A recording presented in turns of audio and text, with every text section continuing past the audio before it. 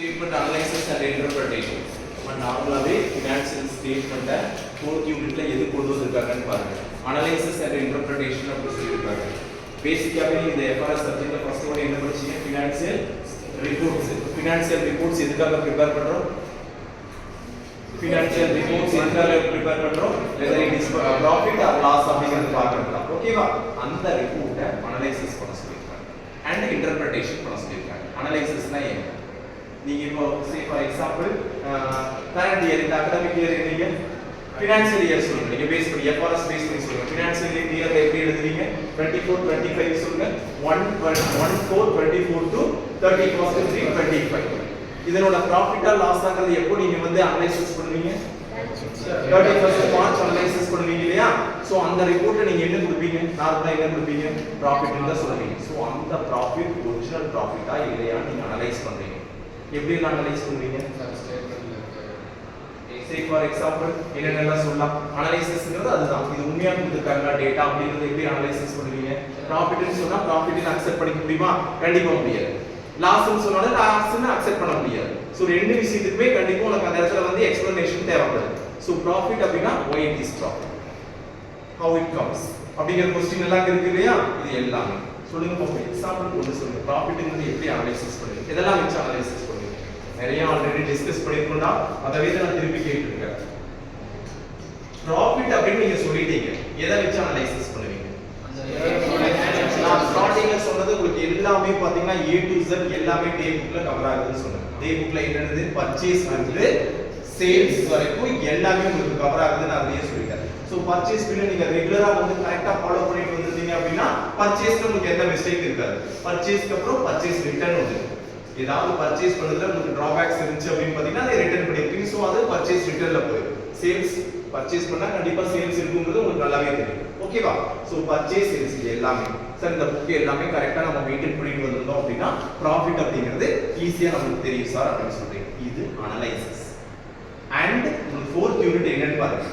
Financial statement analysis and interpretation அப்படி கொடுத்திருக்காங்க. Analysis okay, அது என்ன சார்? இன்டர்பிரேஷன் அப்படினா explanation. Very good. அந்த explanation அப்படினா இப்போ நீங்க சொல்றீங்க பாத்தியா சார், நான் பர்ச்சேஸ் புக்ல கரெக்ட்டா ப்ராம்ப்ட்டா பண்ணிட்டு வந்திருக்கேன், சேல்ஸ் எல்லாம் கரெக்ட்டா பண்ணிட்டு வந்திருக்கேன், ரிசிப்ட் பர்ச்சேஸ் ரிசிப்ட் எல்லாமே கரெக்ட்டா இருக்கு, சேல்ஸ் ரிசிப்ட் எல்லாமே கரெக்ட்டா இருக்கு, பேங்க்ல நான் செக் போட்டது எல்லாமே பாத்தீங்கன்னா கரெக்ட்டா பாஸ் ஆயிருக்கு, சன்ரி கிரெடிட்டாஸ் சன்ரி டெபிட்டாஸ் எல்லாமே ட்ரான்சாக்ஷன்ஸ் கரெக்ட்டா நடந்துருக்குன்னு சொல்றீங்க இல்லையா?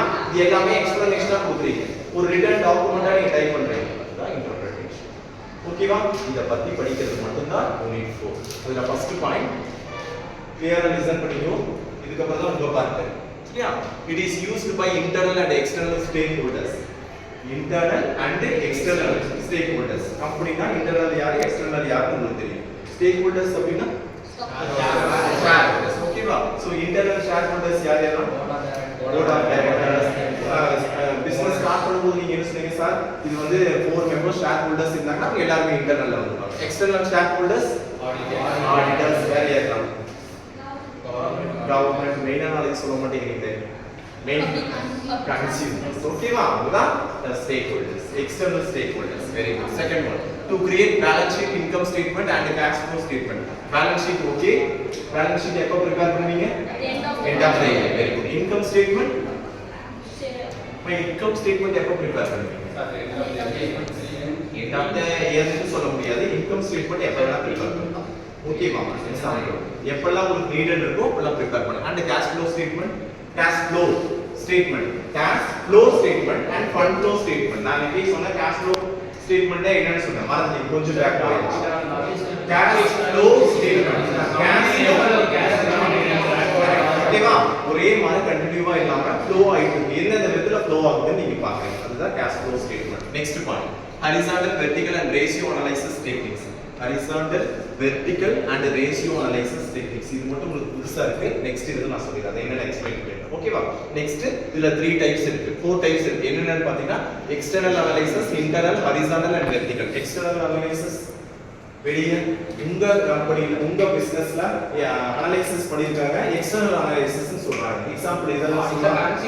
எவ்வளவு சேல் ஆயிருக்கு, ஓகேவா? சேல் அப்படிங்கிறது வெளிய போறது தான். சோ அது எக்ஸ்டர்னல் அனலைசிஸ் அது எல்லாமே பண்ணிக்கலாம் சேல்ஸ்ல. வேற எது சொல்லுங்க? Auditor. Very good. Auditor external தான். சோ அவர் அனலைசிஸ் பண்ணிட்டு இருக்காரு A to Z உங்க பர்టిక్యులர் உங்க கம்பெனி. ஓகேவா? எல்லாமே அனலைசிஸ் பண்ணிட்டு இருக்காரு. வேற எக்ஸ்டர்னல் கன்சியூமர் சாட்டிஸ்ஃபேக்ஷன் லெவல்ல நீங்க வந்து அனலைசிஸ் பண்ணலாம். உங்க ப்ராடக்ட் வந்து ஓகேவா நாட் ஓகேவாங்கறத நீங்க அனலைசிஸ் பண்ணலாம். இதெல்லாம் எக்ஸ்டர்னல். இன்டர்னல் அனலைசிஸ் அப்படி ஆப்போசிட். இதெல்லாம் இருக்கு. அனலைசிஸ் இன்டர்னல்ல என்ன அனலைசிஸ் பண்ண முடியும் நீங்க? சார் ப்ரொடக்ஷன் அனலைசிஸ் பண்ணலாம். வேற என்ன அனலைசிஸ் பண்ண முடியும்? Profit and loss. 6 monthsக்கு அப்புறமே நீங்க ஒரு பேலன்ஸ் ஷீட் ப்ரிப்பேர் பண்றீங்க. எதுக்காக ப்ரிப்பேர் பண்றீங்க அப்படினா profit or loss on check பண்றதுக்காக நீங்க ப்ரிப்பேர் பண்றீங்க. ஓகேவா?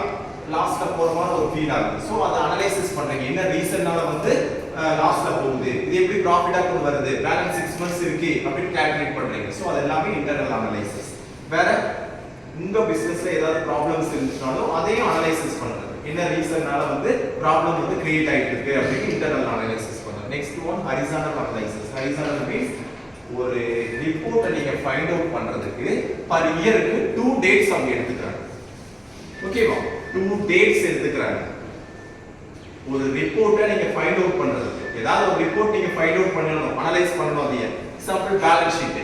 பேலன்ஸ் இருக்குன்னா நீங்க சொல்லிட்டீங்க எண்ட் ஆஃப் தி இயர் தான் சார் நம்ம பேலன்ஸ் ஷீட் வந்து பார்க்க முடியும் அப்படின்னு சொல்றீங்க. ஆனா அவங்க 2 டேட்ஸ் கேக்குறாங்க.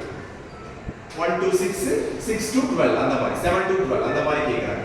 2 டேட்ஸை வச்சு அனலைசிஸ் பண்றாங்க. அது பேலன்ஸ் ஷீட் நல்ல ஒரு எக்ஸாம்பிள். ஓகேவா? ஹரிசாண்டல் அனலைசிஸ்னா 2 டேட்ஸ் இருந்தா தான் சார் கண்டிப்பா அனலைசிஸ் நம்ம பண்ண முடியும். ஒரு பர்టిక్యులர் ரிப்போர்ட் நம்ம எடுக்கிறதுக்கு கண்டிப்பா வேணும் அப்படின்னு சொல்றாங்க. ஓகேவா? அதுதான் horizontal analysis. Opposite vertical analysis. Single date. ஒரு பர்టిక్యులர் டேட் மட்டும் இருந்தா நீங்க வெர்டிகல் அனலைசிஸ் அப்படிங்கறத யூஸ் பண்ணிக்கலாம். ஓகேவா? அதுக்கு என்ன எக்ஸாம்பிள் சொல்லலாம்? வெர்டிகல் அனலைசிஸ் பேலன்ஸ் ஷீட்டே சொல்லிக்கோங்க. ஏன்னா ஒரே ஒரு day end of the year தான் சொல்றீங்க. சோ அது வெர்டிகல் அனலைசிஸ் நீங்க அதுல இருந்து எடுத்துக்கலாம். எக்ஸாம்பிள் பேலன்ஸ் ஷீட் எடுத்துக்கலாம். நெக்ஸ்ட் ஒன் கம்ப்ளீட் ஆனதுக்கு கண்டிப்பா क्वेश्चंस இருக்கு. வெளிய போகாதீங்க. Techniques of analysis and interpretation. இதுல 3 டெக்னிக்ஸ் யூஸ் பண்றாங்க. First one ratio analysis, second one fund flow, cash flow. Already discuss பண்ணிட்ட fund flow and cash flow. Ratio analysis இது ரேஷியோ. சோ அந்த கம்பெனியோட ஸ்டார்டிங் கேபிட்டலோட வேல்யூ என்ன? அது ஒரு ரேஷியோ அனலைசிஸ். கேபிட்டல் எவ்வளவு இன்வெஸ்ட் பண்றோம் அப்படிங்கிறது ஷேர் ஹோல்டர் பேஸ் பண்ணி யார் என்னென்ன ரேஷியோஸ்ல இன்வெஸ்ட் பண்ணிருக்காங்களோ இத அனலைசிஸ் பண்றது. அனலைசிஸ் பண்றது அப்படிங்கிறது என்ன ரீசன்? ஷேர் ஹோல்டர்ஸ் அப்படினாலே ஈக்குவலா தான் இன்வெஸ்ட் பண்ணணும். சில டைம்ல பாத்தீங்கன்னா ரேஷியோஸ் வந்து சேஞ்சஸ் ஆகும். அது என்ன மாதிரி சிச்சுவேஷன்ல ரேஷியோஸ் சேஞ்சஸ் ஆகும்? லாஸ்ட் பாத்துக்கலாம். வேற இந்த ரீசன்ஸ்னால ரேஷியோஸ் வந்து கண்டிப்பா சேஞ்சஸ் ஆகும். சோ அதுதான் ratio analysis. Fund flow statement. Funds flow ஆயிட்டு கேஷ் இல்ல ஃபண்ட்ஸ் இன்வெஸ்ட்மென்ட் எல்லாத்தையுமே நீங்க சேர்த்துக்கோங்க. கேஷ் மட்டும் இல்லாம அடிஷனல் இன்வெஸ்ட்மென்ட் ஏதாவது பண்ணீங்கன்னா எல்லாமே ஃபண்ட் ஃப்ளோல தான் வரும். எல்லாமே டோட்டலா சேர்ந்து ஜெனரேட் ஆயிட்டே இருக்கணும். இது எல்லாத்தையுமே அனலைசிஸ் பண்ணணும். Cash flow okay as usual. Cash எவ்வளவு நீங்க கேஷ் மட்டும் நீங்க எடுத்துக்கோங்க. இண்டிவிஜுவலா கேஷ் பண்ணல. பட் அது ஃபண்ட் ஃப்ளோல நீங்க அடிஷனல் இன்வெஸ்ட்மென்ட், ஸ்டார்டிங் இன்வெஸ்ட்மென்ட், வேற ஏதாவது லாஸ்ல போச்சு, இன்சூரன்ஸ், இந்த மாதிரி எல்லாமே ஃபண்ட் ஃப்ளோல நீங்க ஆட் பண்ணிக்கலாம். லாஸ்ட் ஒன் சரி எல்லாமே பெனிஃபிஷியரியா இருக்கு, லிமிடேஷன்ஸே இல்லையா, இது எதுவுமே சேலஞ்சஸே ஃபேஸ் பண்ண முடியாதா? டேட்டா அனலைசிஸ் அண்ட் இன்டர்பிரேஷன் அப்படினாலே பாத்தீங்கன்னா எல்லாமே அக்யூரேட்டா அப்படிங்கிற வார்த்தை சொல்ல முடியாது. சில லிமிடேஷன்ஸ் இருக்கு. என்ன அப்படின்னு பாத்தீங்கன்னா அசம்ப்ஷன்ஸ் அண்ட் எஸ்டிமேஷன்ஸ் அப்படின்னு சொல்லி சொல்றாங்க. எஸ்டிமேட் அசம்ப்ஷன்ஸ் அப்படின்னா சும்மா சொல்றது. லாஸ்ட் ஒரு 5 இயர்ஸ் இது பார்த்தறது எல்லாமே ப்ராஃபிட்டா 60 இயர்லயே உங்களுக்கு ப்ராஃபிட்டா வரும்னு ஒரு அசம்ப்ஷன்ல சொல்றது. அதை யோசிக்கிறதும் இல்ல, கால்குலேட் பண்றதே இல்ல. ஒரு அசம்ப்ஷன்ல அப்படியே சொல்லிடுது. ஓகேவா? Next one data accuracy and reliability. Data accuracy இது நல்ல விஷயம் தானே. இது ஏன் லிமிடேஷன்ஸ்ல சொல்லிருக்காங்க? ஏதாவது யோசிச்சு சொல்லுங்க. டேட்டா அக்யூரசி அப்படிங்கிறது அக்யூரேட்டா டேட்டா இருக்குது. எதுல? ஃபினான்ஷியல் அனலைசிஸ் அண்ட் இன்டர்பிரேஷன்ல அக்யூரசியா டேட்டா கொடுக்குறாங்கப்பா. பிளஸ் ரிலையபிலிட்டி சொல்லிருக்காங்க. ரிலையபிலிட்டி அப்படின்னா நம்பர் தகுந்த மாதிரி இருக்கு டேட்டா எல்லாமே. இது நல்ல விஷயம் தானே. ஏன் லிமிடேஷன்ஸ்ல கொண்டு போயிருக்காங்க? ஏதாவது ரீசன் இருக்கா? பாசிட்டிவ் பாயிண்ட நெகட்டிவ் பாயிண்ட கொண்டு போய் சொல்லிருக்காங்க. இது ஒரு ஒன் ஆஃப் தி லிமிடேஷன் அப்படின்னு சொல்லி சொல்றாங்க. என்ன ரீசன்?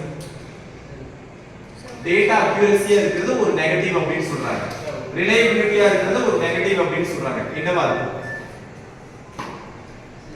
எல்லா இடத்துலயும் ஒரிஜினல் டேட்டா நீங்க காமிக்க முடியாது. சில இடத்துல அது நீங்க அன்னைக்கு ஒரு எக்ஸாம்பிள் சொன்னீங்க. Very good. Tax tax pay பண்ணும்போது நீங்க ஒரிஜினல் டேட்டா காமிப்பீங்களா? கண்டிப்பா அந்த ஒரிஜினல் வேல்யூ காமிக்கணும். சோ அந்த டேட்டா அக்யூரசியே அந்த இடத்துல லிமிடேஷனா மாறும், நெகட்டிவா மாறும்னு சொல்றாங்க. ரிலையபிலிட்டி அப்படினா அத சொல்றேன், ஈஸியா ஓகே கரெக்ட்டா இருக்கும் அப்படின்னு சொல்லி நான் நம்புறோம். சோ அதுவே ஆப்போசிட் ஆகுது அப்படின்னு சொல்லி சொல்றாங்க. அக்யூரசி பாயிண்ட்ல நீங்க எடுத்துக்கோங்க, அதுக்கு அப்படியே சொல்லிக்கோங்க. ஓகேவா சார்? இதுவே வந்து அக்யூரேட்டா இருக்கிறது ஒரு ரிலையபிள் தான் சார். சோ அது ஒரு லிமிடேஷன் அப்படின்னு சொல்லுங்க. Third one, industry specific challenges. Industry இப்போ பிசினஸ் சைடுல என்னென்ன சேலஞ்சஸ் எல்லாம் ஃபேஸ் பண்ணுவீங்க சார்? இதெல்லாம் ஃபேஸ் பண்ணி தான் சார் நான் மேல வரணும் பிசினஸ் அப்படினா competition. Very good. Second one எதுப்பா? பிரைஸ். ஏதாவது பிரைஸ் சேஞ்சஸ். பிரைஸ் வந்து ஸ்டெபிலிட்டியா இல்லாம சேஞ்சஸ் ஆகிட்டே இருக்கு சார். இதனால இதை எங்களுக்கு ஃபேஸ் பண்றது கொஞ்சம் சேலஞ்சஸா இருக்கு. வேற கன்சியூமர். Very good. அவங்க சாட்டிஸ்ஃபேக்ஷன் லெவல் வந்து எங்களால வந்து ஒரே மாதிரி கான்ஸ்டன்ட்டா இல்ல, சேஞ்சஸ் ஆகிட்டே இருக்கு. சோ அதனால வந்து எங்களுக்கு இது ஒரு சேலஞ்சா இருக்கு அப்படின்னு சொல்லி சொல்றீங்க. Next one raw material demands. இந்த மாதிரி என்னென்ன சேலஞ்சஸ் எல்லாம் ஃபேஸ் பண்றீங்களோ அது லிமிடேஷன்ஸ்ல காமிச்சிருக்கேன். Last one regulatory and accounting changes. Regulatory act. திடீர்னு ஒரு ஆக்ட் கொண்டு வராங்க. லாஸ்ட் இயர் இந்த ஆக்ட் இருந்துச்சு. நீங்க இந்த பிசினஸ் ஸ்டார்ட் பண்ணீங்கன்னா ஒரு ஷேர் ஹோல்டர்ஸ் இருக்கீங்க, எவ்வளவு மெம்பர்ஸ் இருக்காங்க. சோ பிரைவேட் கம்பெனியா பப்ளிக் கம்பெனி அப்படிங்கறது நீங்க டிசைட் பண்ணிருப்பீங்க ஆல்ரெடி. சோ பிரைவேட் கம்பெனில இவ்வளவு மெம்பர்ஸ் இருந்தாங்கன்னா இந்த ரெஸ்ட்ரிக்ஷன்ஸ் எல்லாம் இருக்குது, இந்த இயர்ல இருந்து இந்த மாதிரி நாங்க கொண்டு வரோம் அப்படின்னு ஏதாவது உங்களுக்கு புதுசா வந்து ஒரு ஆக்ட் வரலாம். வேற ஏதாவது ஆக்ட்? வேட் இருந்துச்சு சார், ஜிஎஸ்டியா மாறிடுச்சு, இந்த ஆக்ட் எப்ப கொண்டு வந்தாங்க அப்படின்னு. திடீர்னு வேட்ல இருந்து ஜிஎஸ்டி வந்து எங்களுக்கு கொஞ்சம் ப்ராப்ளமா இருக்கு சார் அப்படின்னு சொல்றீங்க. இந்த மாதிரி ஆக்ட் ஏதாவது இருந்தா அது ஒரு லிமிடேஷன்ஸ் அப்படின்னு சொல்லி சொல்றாங்க. அதனால ஆக்ட் மட்டும் எழுதி வச்சுக்கோ. Next one accounting changes. அக்கவுண்டிங்ல என்ன சேஞ்சஸ் வரும்? நம்ம அக்கவுண்டிங்ல சேஞ்சஸ் வருமாப்பா? கண்டிப்பா இருக்கு. கொஞ்சம் யோசிச்சுங்க சொல்லுங்க. அக்கவுண்டிங்ல என்னென்ன சேஞ்சஸ் வரும்? அக்கவுண்டிங்ல என்னென்ன சேஞ்சஸ் வரும்? Accounting right. ஓகே. அக்கவுண்டிங்ல கண்டிப்பா அதனால தான் ஆடிட்டர் கிட்ட போகுது. இன்டர்னல் ஆடிட்டிங் பண்றீங்க, எக்ஸ்டர்னல் ஆடிட்டிங் பண்ணிட்டே தான் இருக்கீங்க. கண்டிப்பா மிஸ்டேக் இல்லாம யாருமே கொண்டு வர மாட்டீங்க. சோ இது ஒரு சேஞ்சஸ், ஒரு சேஞ்சஸ். வேற எதுமா சந்தோஷப்பா? Accounting standards. Very good. Accounting standards IFRS ஸ்டாண்டர்ட்ல பாத்தீங்கன்னா 10 க்கு அப்புறம் டைரக்டா 15 க்கு வந்துருச்சு. அந்த லாஸ்ட் 4 இல்ல. சோ அக்கவுண்டிங் ஸ்டாண்டர்ட்ஸ்ல சேஞ்சஸ் கொண்டு வந்துட்டே இருக்காங்க சார். இதனால இதுவும் ஒரு லிமிடேஷன் அப்படின்னு சொல்லி சொல்றேன். ஓகேவா? கிளியரா?